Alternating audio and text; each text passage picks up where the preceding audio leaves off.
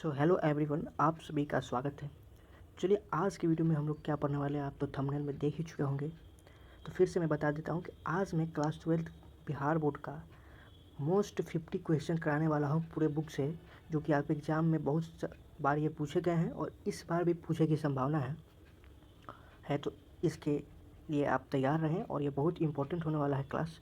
तो आप इस क्वेश्चन को लगा के देखिए कि आपका कितना इसमें से बन रहा है और कितना नहीं बन रहा, तो आपका तैयारी किस तरीके से भी चल रहा है और आने वाले एग्ज़ाम के लिए मोस्ट इंपॉर्टेंट ऑब्जेक्टिव क्वेश्चन होने वाला है। तो चलिए फटाफट टाइम को ना गवाते हुए हम फटाफट 50 क्वेश्चन को बहुत बेहतरीन तरीके से हम लोग करते हुए चलते हैं। तो फर्स्ट क्वेश्चन मेरे स्क्रीन पे आगे आप देखिए कि दिनकर किस युग के कवि थे। जो दिनकर जी थे वो किस युग के कवि थे, कमेंट में आप आंसर बताते रहिएगा।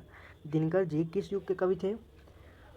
तो दिनकर जी जो थे आप पढ़े होइएगा क्या थे, वो छायावादोत्तर युग के, ऑप्शन सी इसका राइट आंसर होगा। छायावादोत्तर युग के कवि थे कौन? तो दिनकर जी। चलिए इसका राइट आंसर सी होगा।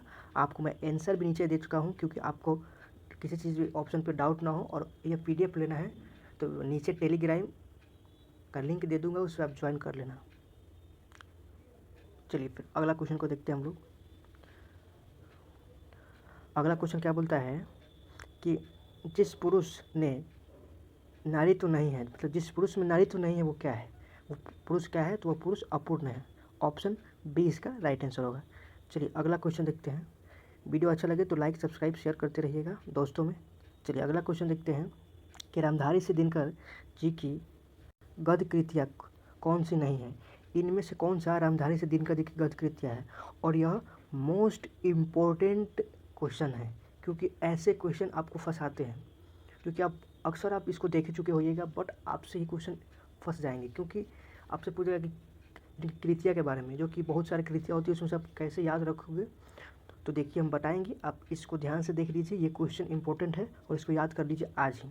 तो देखिए पहला जो ऑप्शन है मिट्टी की ओर, अर्धनारीश्वर संस्कृति के 4 अध्याय। ऑप्शन बी है आषाढ़ की एक दिन। ऑप्शन सी है काव्य की भूमिका, शुद्ध शुद्ध कवि की खोज, वह पीपल वट पीपल, दिनकर की डायरी। ये है। तो इनमें से कौन सी जो है वो रामधारी से दिनकर जी की कविता, मतलब गद्य कविता नहीं है। तो इसका राइट आंसर क्या होगा कमेंट में बताते रहिए। तो इनका जो राइट आंसर होगा वो ऑप्शन बी होगा, क्योंकि आषाढ़ का एक दिन जो है वो रामधारी से दिनकर जी द्वारा नहीं लिखा गया है, जो कि वो नहीं लिखे हैं। तो कौन कौन से लिखे हुए हैं? तो ये तीनों हैं, वो आप याद रखिएगा, ये तीनों ही रामधारी से दिनकर जी द्वारा लिखा गया है। तो ध्यान से इस क्वेश्चन को देख लीजिए। चलिए अगला क्वेश्चन का हम लोग देखेंगे। चलिए अगला क्वेश्चन देखते हैं हम लोग। अगला क्वेश्चन क्या है फटाफट हम लोग करेंगे कि कौन सा उपन्यास बालकृष्ण भट्ट द्वारा रचित है, यानी बालकृष्ण भट्ट के द्वारा कौन सा उपन्यास लिखा गया है? कौन सा लिखा गया है बताइए कमेंट में। तो ऑप्शन सी 100 अजान एक सुजान बालकृष्ण भट्ट के द्वारा लिखा गया है। चलिए अगला क्वेश्चन देखते हैं। युद्ध और शांति की प्रक्रिया पर, युद्ध और शांति की समस्या पर लिखी गई काव्य कृति क्या है? जो युद्ध और शांति पर लिखा गया जो काव्य कृति है वो कौन सा है? तो क्या है? तो कुरुक्षेत्र है। क्या है? कुरुक्षेत्र। ऑप्शन बी इसका राइट आंसर होगा। चलिए अगला क्वेश्चन देखते हैं हम लोग कि किसने कहा था कि अभी ना जाने कितने मीलों दूर इस देश की जनता को जाना है? ये किसने कहा था? ऑप्शन ए महात्मा गांधी ने कहा था। Option B doctor Rajendra Prasad ने कहा था। ऑप्शन सी जवाहरलाल नेहरू ने कहा था। ऑप्शन डी लाल बहादुर शास्त्री ने कहा था। तो इसका राइट आंसर होगा वो होगा ऑप्शन सी, जवाहरलाल नेहरू जी ने कहा था कि न जाने इस देश की जनता को कितनों मील दूर जाना है। ठीक है, तो ये सब इंपॉर्टेंट क्वेश्चन है, आप देख रहे हो और ये बहुत बार रिपीटेड क्वेश्चन है। ठीक है, तो ध्यान से इस क्वेश्चन को देखते रहिए। चलिए अगला क्वेश्चन देखते हैं हम लोग, और वीडियो अच्छा लगे तो लाइक सब्सक्राइब शेयर करते रहिएगा और सपोर्ट भी करिएगा और दोस्तों को भी शेयर करिएगा। चलिए अगला क्वेश्चन देखते हैं कि फिल्म प्रेस के मालिक कौन थे? फिल्म प्रेस के मालिक कौन थे? कमेंट में इसका आंसर बताइए। ऑप्शन कौन सही होगा? ऑप्शन इसका राइट होगा ऑप्शन सी, सदानंद जी थे। सदानंद जी थे प्रेस के मालिक थे। चलिए अगला क्वेश्चन है कि जयप्रकाश नारायण की पत्नी का क्या नाम था? तो जयप्रकाश नारायण की पत्नी का क्या नाम था? तो राइट आंसर होगा क्या? तो प्रभावती देवी था। ऑप्शन सी इसका राइट आंसर होगा। चलिए अगला क्वेश्चन देखते हैं कि रामधारी से दिनकर जी का निधन कब हुआ था। तो रामधारी से दिनकर जी का जो निधन हुआ था वो कब हुआ था, तो हुआ था 24 अप्रैल 1974 को। और यह इसका राइट आंसर है। आप ये ध्यान में रखिएगा कि आप जितने भी लेखक परिचय पढ़िएगा तो उसमें लेखक के परिचय से बहुत सारे क्वेश्चन आपके बोर्ड एग्जाम में सीधे डायरेक्ट मिलते हैं। तो ध्यान से उनके जन्म, मृत्यु के ईयर को भी याद रखिए, उन्होंने कितनी कविताएं लिखी, उनकी माता का नाम, उनकी पत्नी का नाम, पिता का नाम, ये सभी बहुत बार रिपीटेड क्वेश्चन है और इसको बहुत ध्यान से बारीकी से आपको पढ़ना बहुत ज़रूरी है। तो ऐसे आप देखते रहिए। चलिए अगला क्वेश्चन देखते हैं हम लोग कि मिट्टी की मूर्ति की रचना है।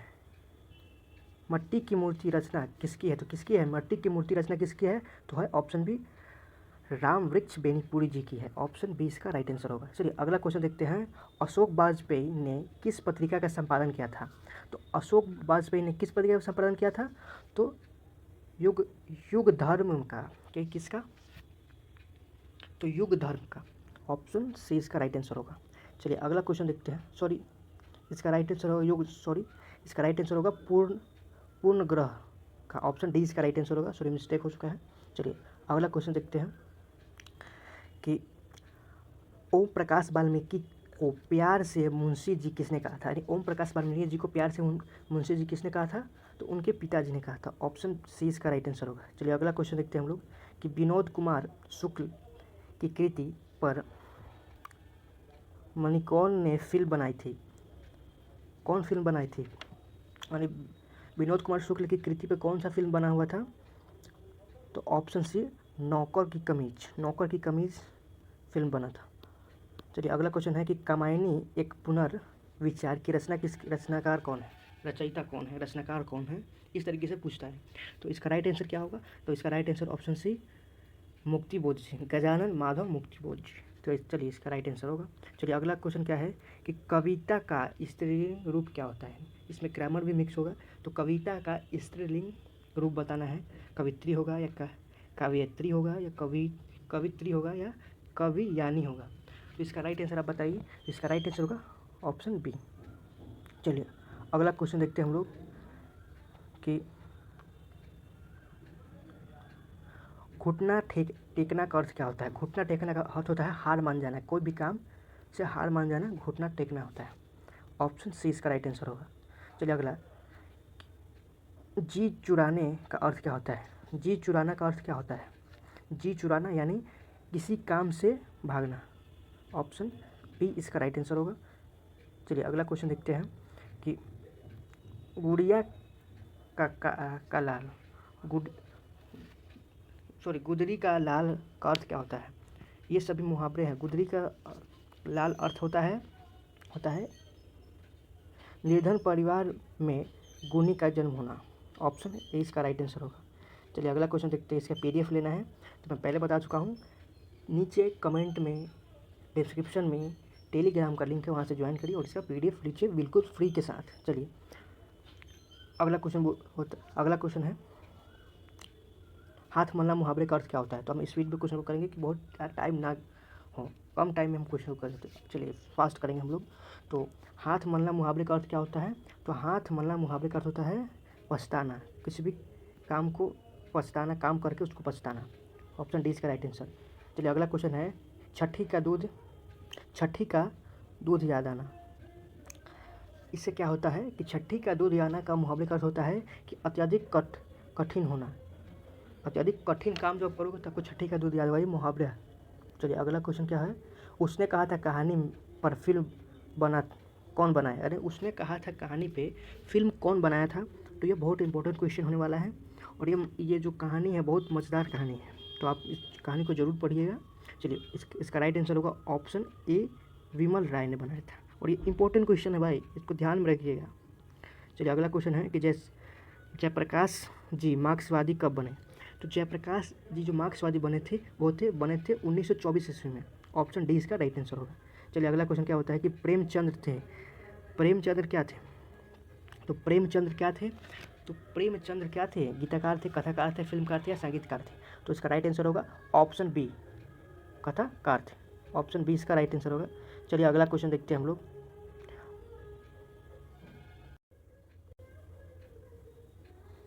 चलिए अगला क्वेश्चन बोलता है कि अर्धनारीश्वर कल्पित रूप है। तो अर्धनारीश्वर जो है वो कल्पित रूप है शिव और पार्वती का। ऑप्शन ए इसका राइट आंसर हम फटाफट करेंगे। चलिए अगला क्वेश्चन देखते हैं कि अतिरिक्त शब्द का उपसर्ग क्या है। अतिरिक्त शब्द का उपसर्ग क्या है। देखिए उपसर्ग बोलते हैं जो शब्द के पहले लगा हो, और जो विसर्ग बोलते हैं वो शब्द के बाद लगा। तो उपसर्ग जो होता है वो शब्द के पहले, यानी अतिरिक्त। अति जो है इसमें क्या है, उपसर्ग का काम करता है। ऑप्शन 20 का राइट आंसर होगा। चलिए अगला क्वेश्चन देखते हैं हम लोग कि अगला क्वेश्चन क्या बोलता है कि वामता शब्द का अर्थ क्या होता है। वामता शब्द का अर्थ क्या होता है। तो ऑप्शन डी विपरीतता, मतलब किसी चीज़ से विपरीत होना। ऑप्शन डी इसका राइट आंसर होगा। सच्चिदानंद हीरानंद वात्स्यायन अज्ञे जी का जन्म कब हुआ था।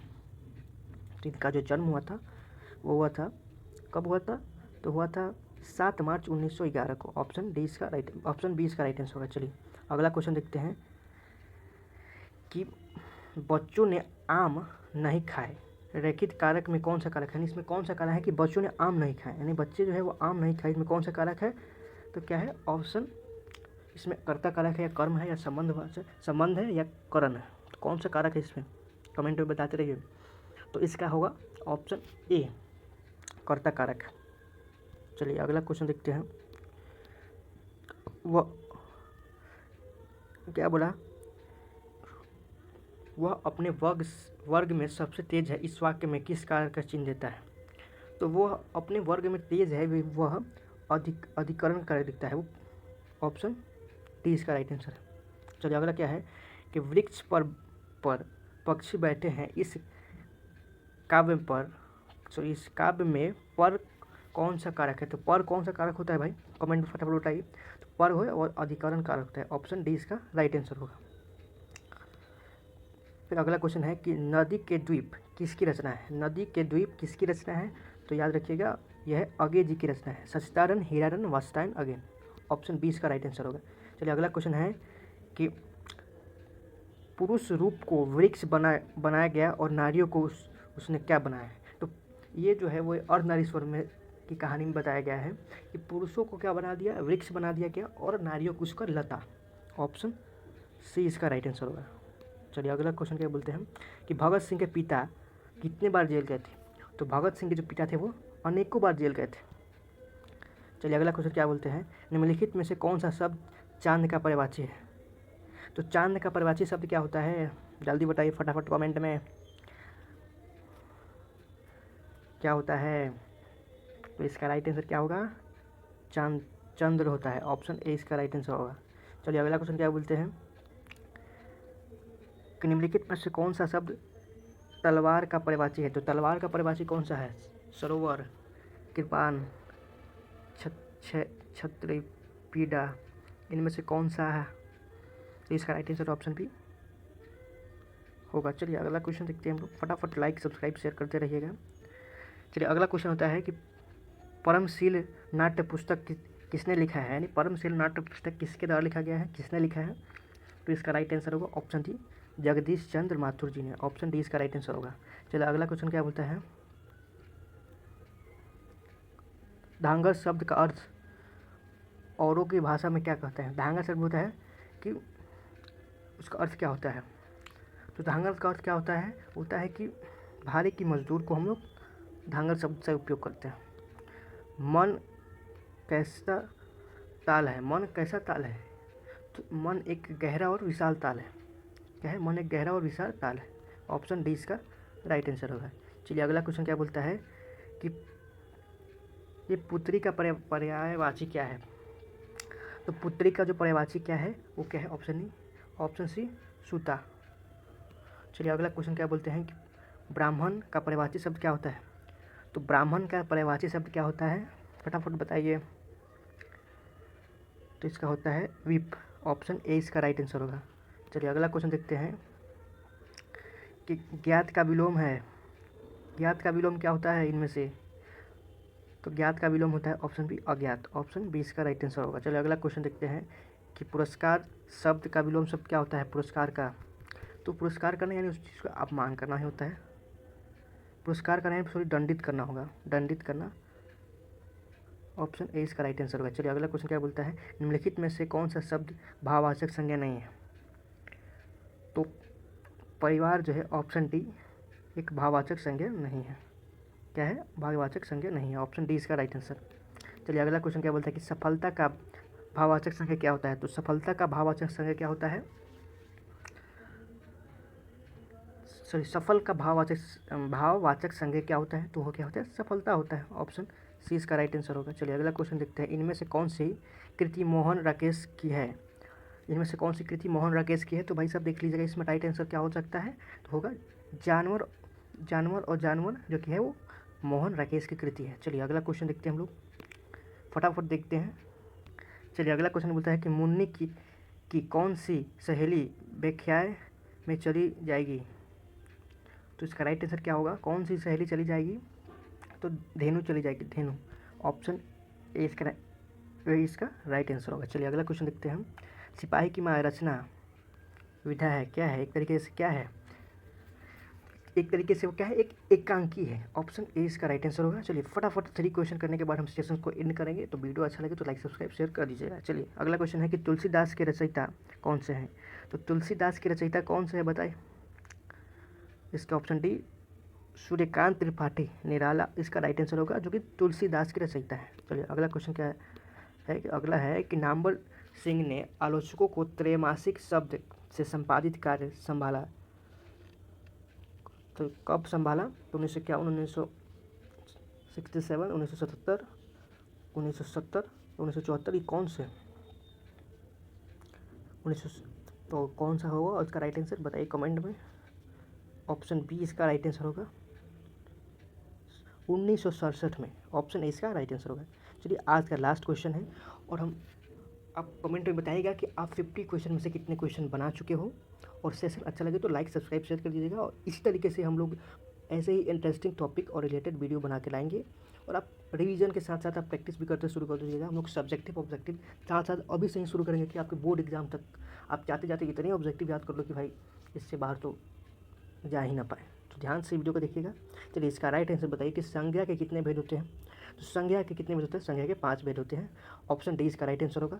तो जाते जाते आप एक अच्छा कमेंट और लाइक कर दीजिएगा, और बताइएगा कि आपको ये सेशन कैसा लगा, और आप 50 क्वेश्चन में से कितने क्वेश्चन आप सही किए उसको भी कमेंट में बताइएगा। और इसका PDF लेना है तो टेलीग्राम को ज्वाइन करिएगा, कमेंट में हम लिंक दे देंगे, और इसका PDF भी वहीं पे डाल देंगे। तो फ्री PDF है, ज़रूर लीजिएगा और इसको रिवाइज करिएगा जो कि आपका जो गलत हुआ। चलिए आज के लिए बस इतना ही, तो मिलते हैं नेक्स्ट वीडियो में। जब तक के लिए जय हिंद, जय भारत।